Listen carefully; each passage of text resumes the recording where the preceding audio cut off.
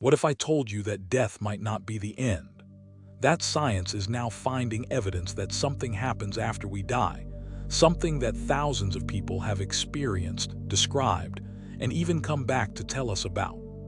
A new poll from 2026 found that 23% of American adults, nearly 1 in 4, say they've had a near-death experience. That's not a small number. That's millions of people, and their stories are remarkably similar. In this video, I'm going to share what science knows about what happens after death, from the final moments of the brain to the experiences of people who came back. This might be the most important video you ever watch. Before we get into the experiences, let's talk about what actually happens to your body and brain when you die. Because understanding the physical process helps us understand the experiences that follow. When the heart stops, blood flow to the brain stops.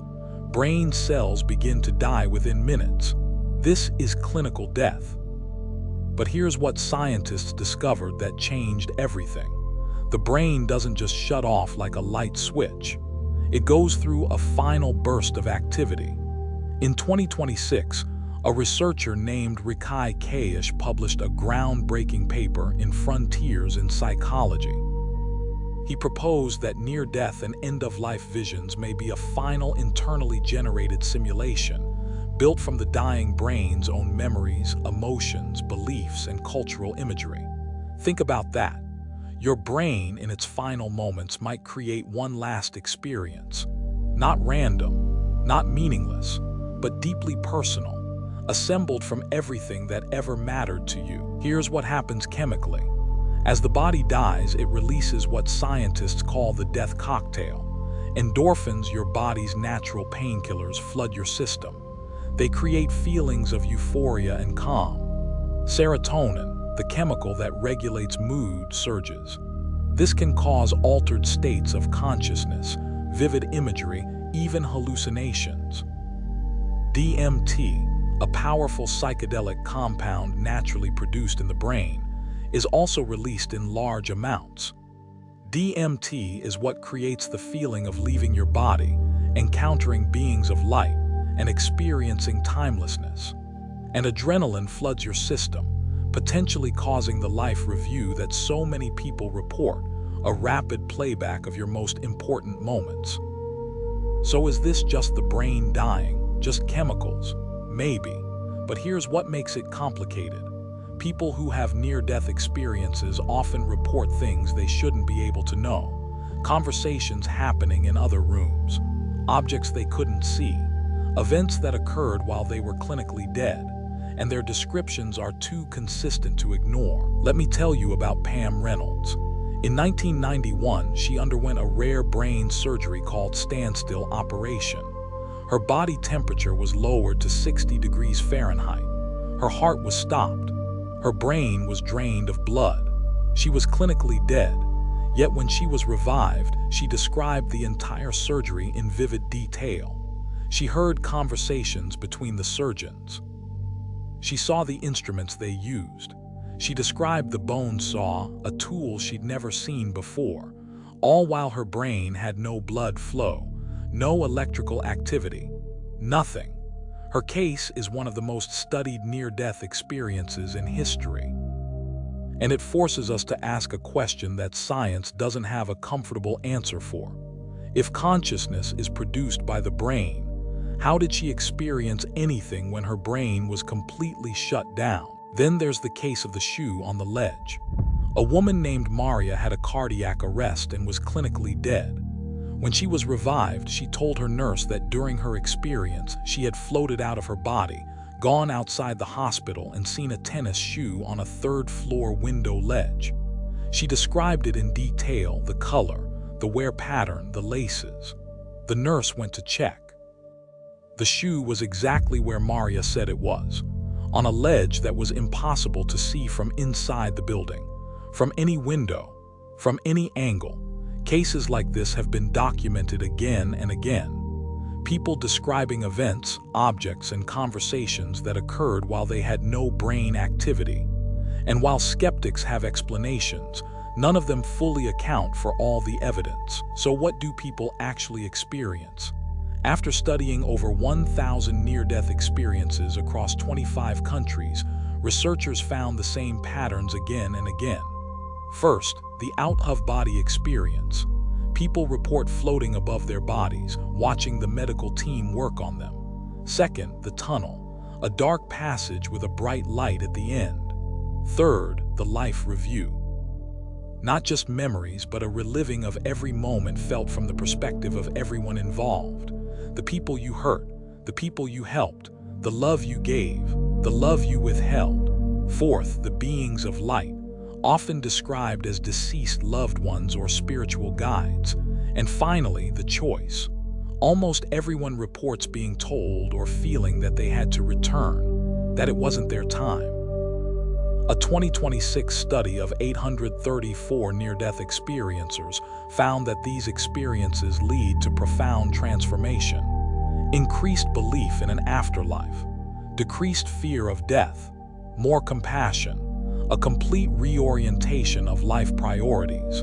This isn't just a weird brain event. It changes people permanently. But near-death experiences aren't the only evidence.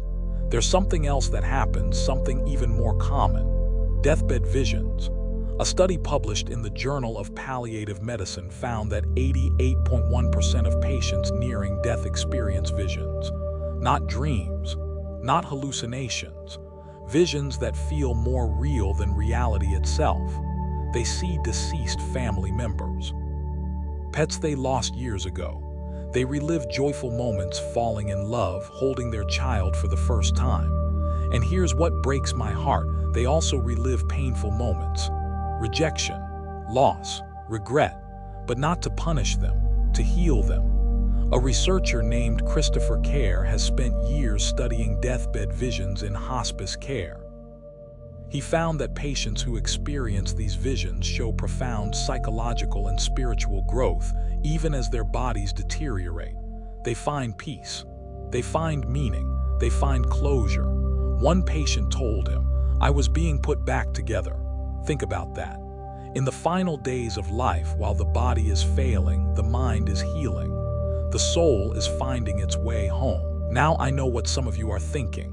This is just the brain dying. Just chemicals, just hallucinations, and maybe you're right. Maybe it's all just biology, but here's what I want you to consider.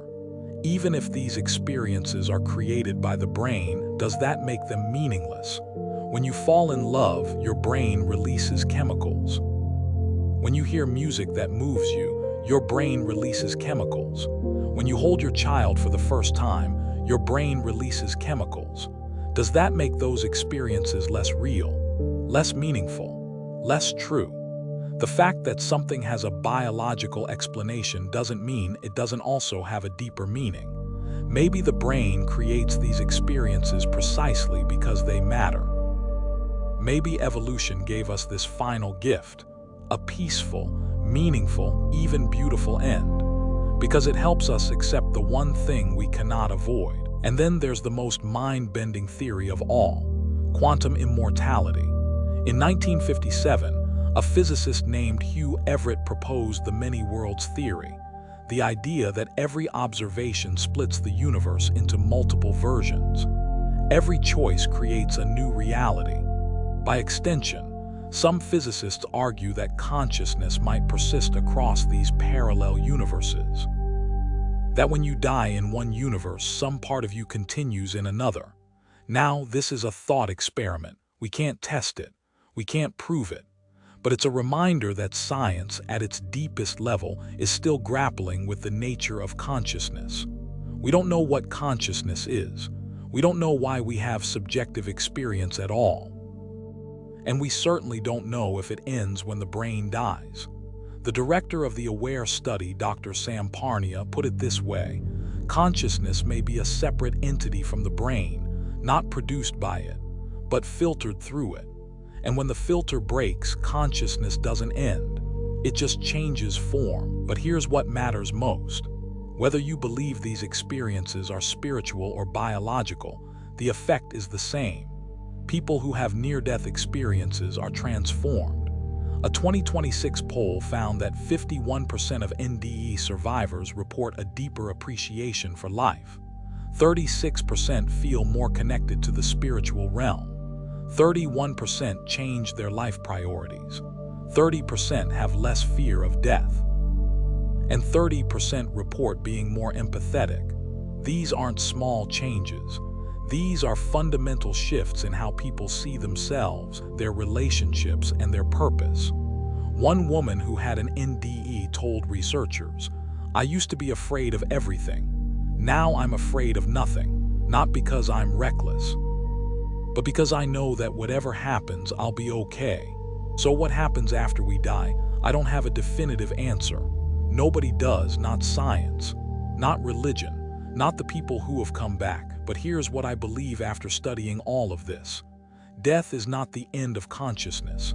It might be the end of this body, this identity, this particular story, but consciousness, awareness itself, might be something bigger than the brain.